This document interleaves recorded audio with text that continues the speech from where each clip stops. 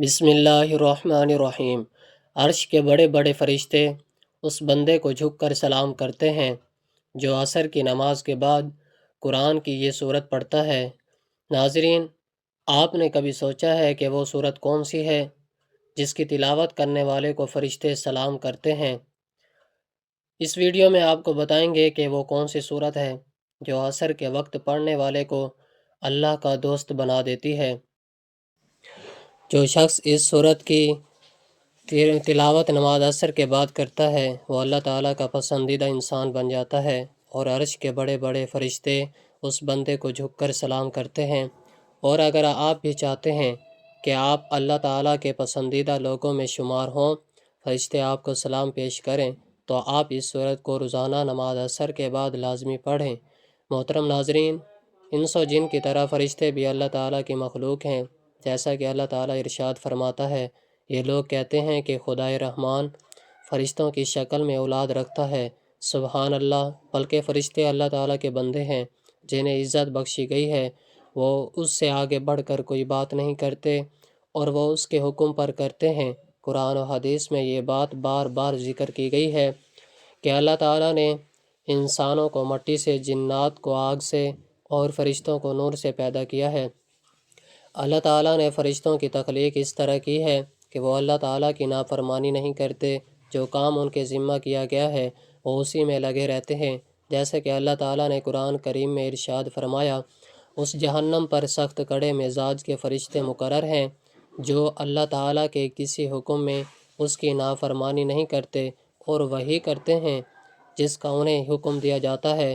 فرشتوں کو خالق کائنات نے ایسا بنایا ہے کہ وہ نہ کھاتے ہیں نہ پیتے ہیں، جیسا کہ اللہ تعالیٰ نے سورۃ الذاریات آیت نمبر 24 سے 27 میں حضرت ابراہیم علیہ السلام کے پاس آنے والے مہمانوں کا تذکرہ کیا ہے جو کھانا نہیں کھا رہے تھے، تو حضرت ابراہیم علیہ السلام کو ان پر شک و شبہ ہوا۔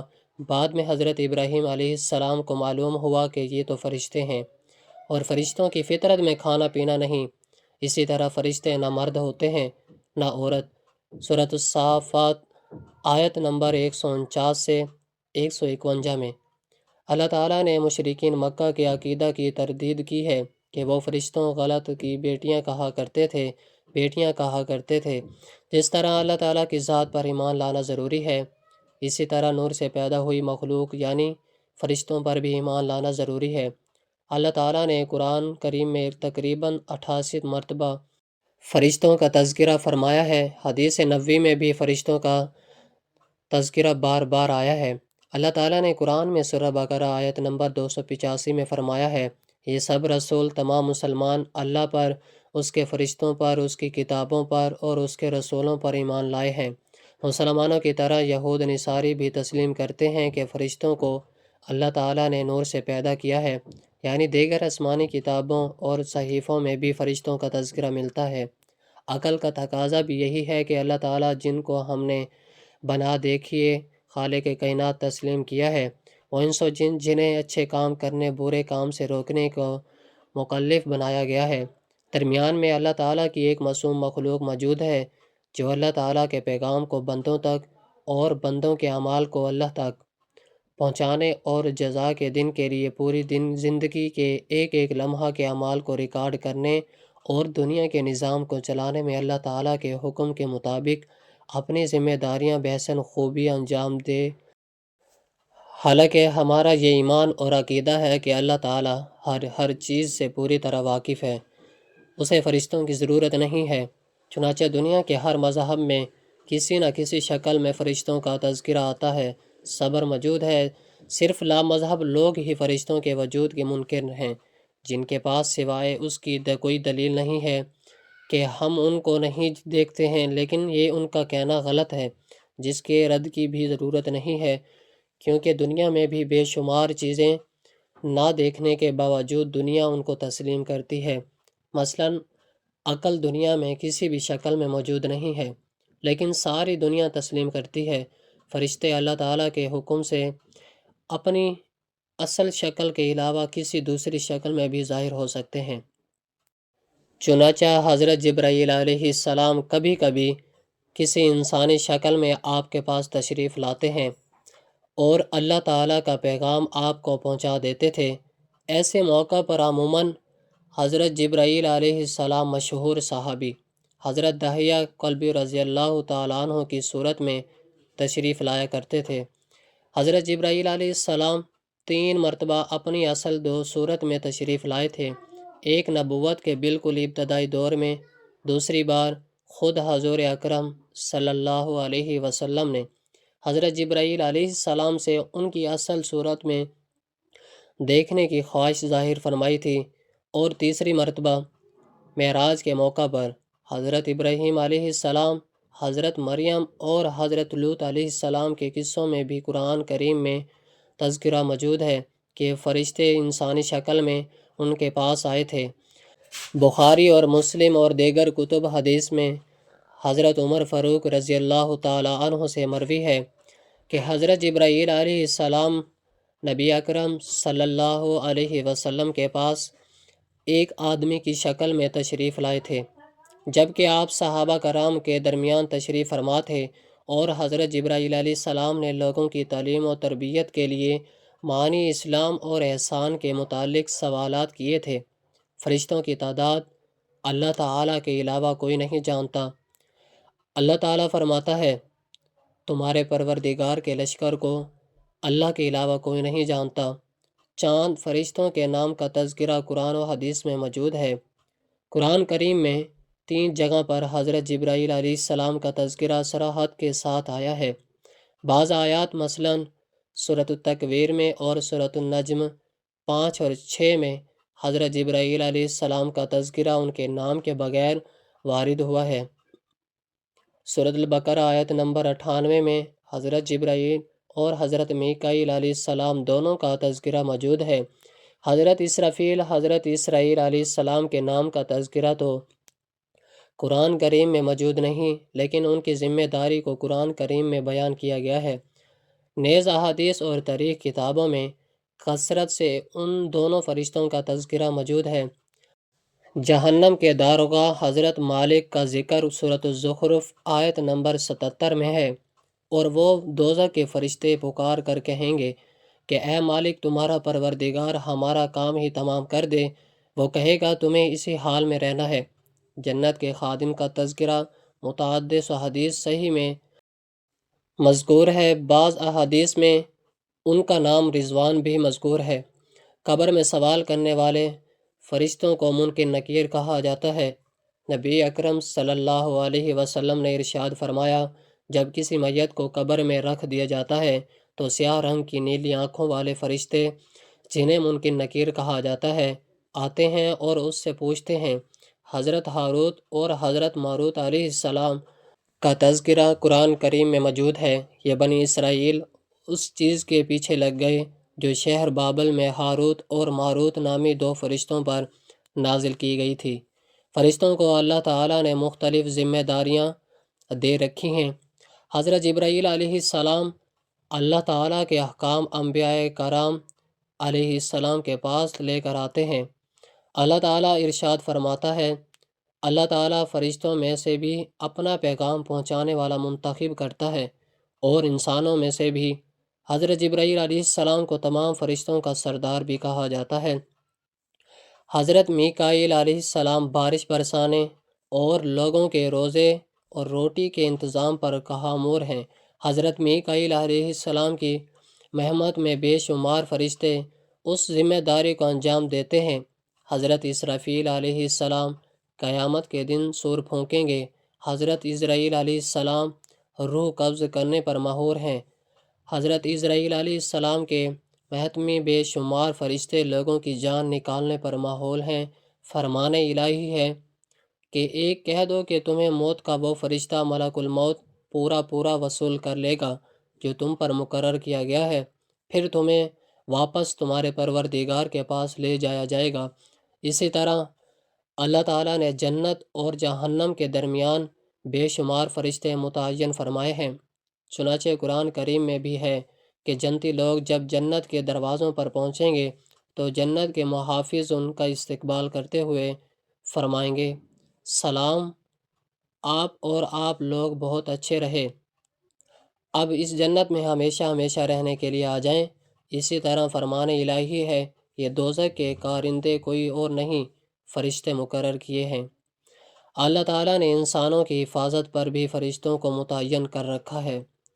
اللہ تعالیٰ ارشاد فرماتا ہے، ہر شخص کے آگے اور پیچھے وہ نگران فرشتے مقرر ہیں جو اللہ تعالیٰ کے حکم سے باری باری اس کی حفاظت کرتے ہیں۔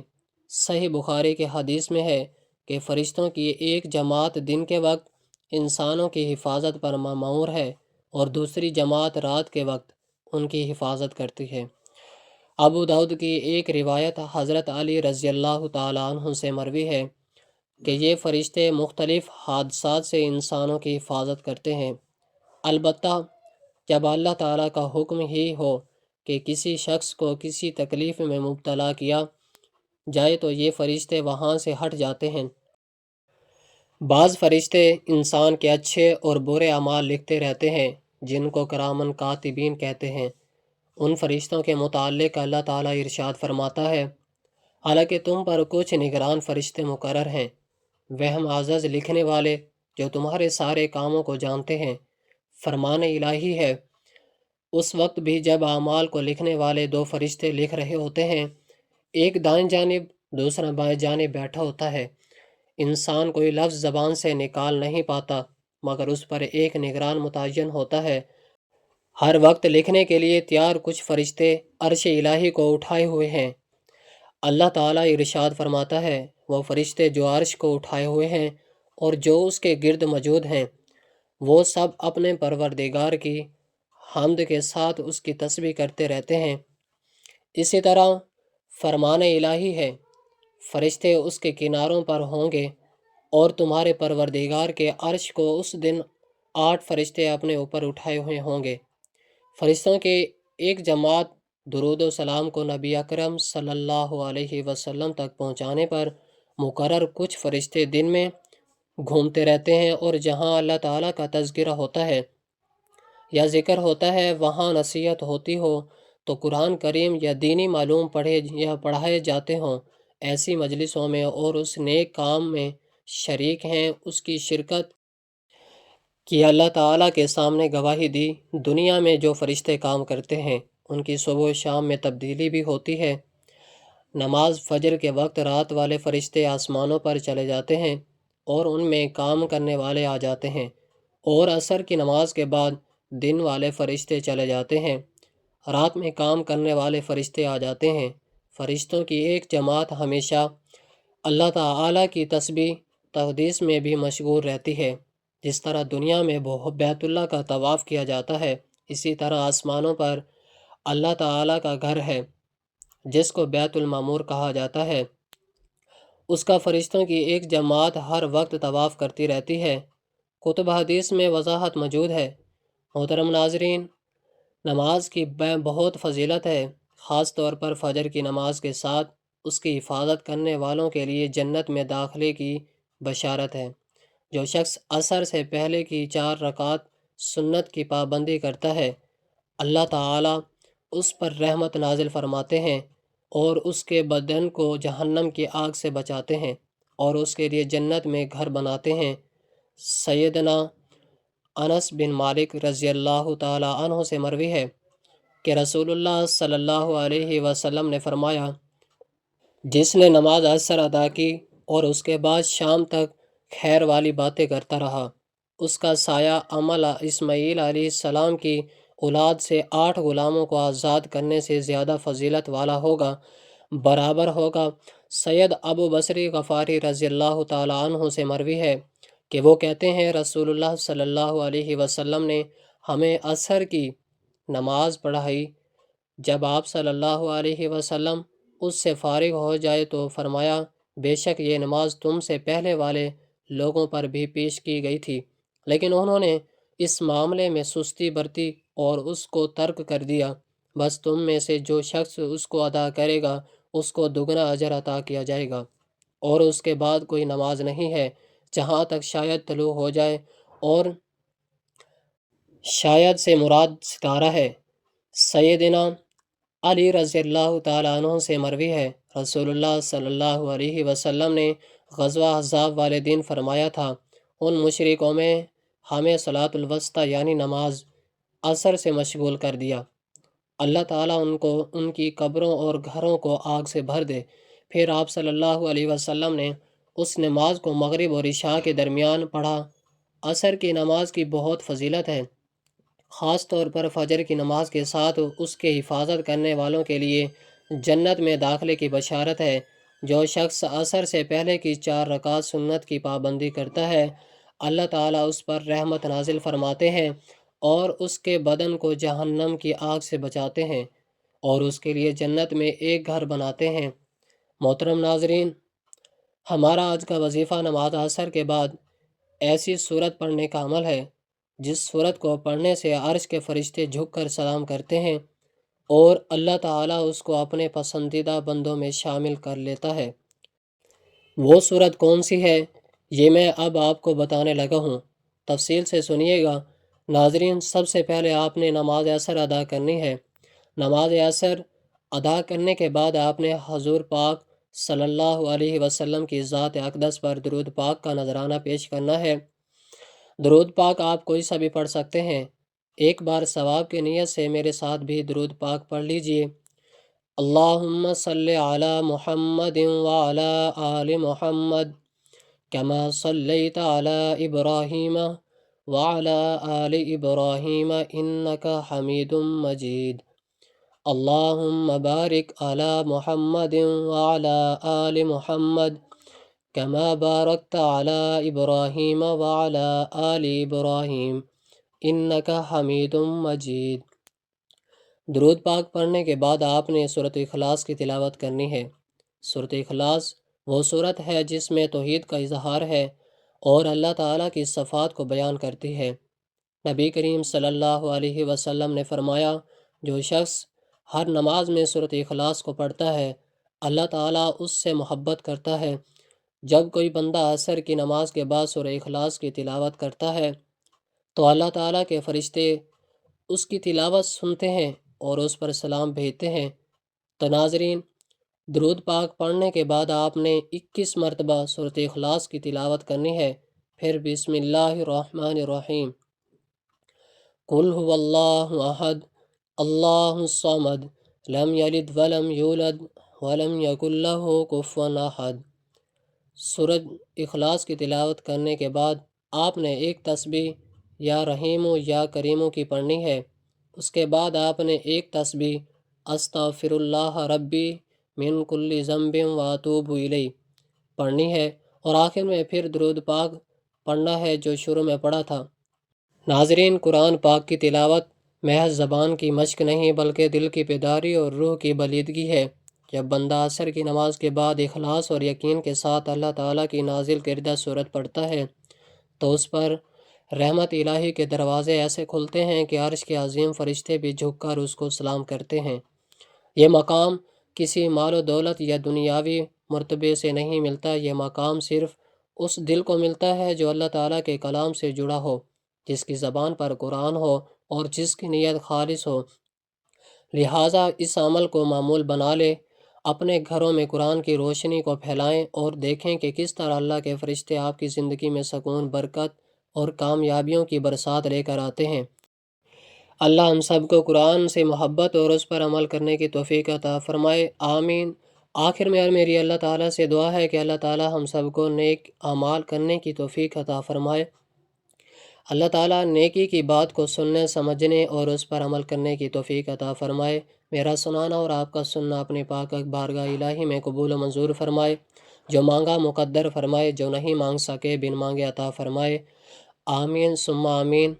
ناظرین، آپ سے گزارش ہے کہ اپنے رزق میں برکت اور وسعت کشادگی کے لیے اللہ تعالیٰ کے 99 ناموں میں سے کوئی ایک نام کمنٹ سیکشن میں لکھ کر ضرور جائیں اور شیئر کریں۔ اللہ تعالیٰ ہم سب کا حامی و ناصر ہو۔ جزاک اللہ والسلام۔